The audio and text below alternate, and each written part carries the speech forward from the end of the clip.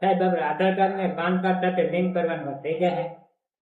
ગુંદર લાયા ગુંદર હે? મજાક કરું મજાક લાવો આધાર કાર્ડ જી હા.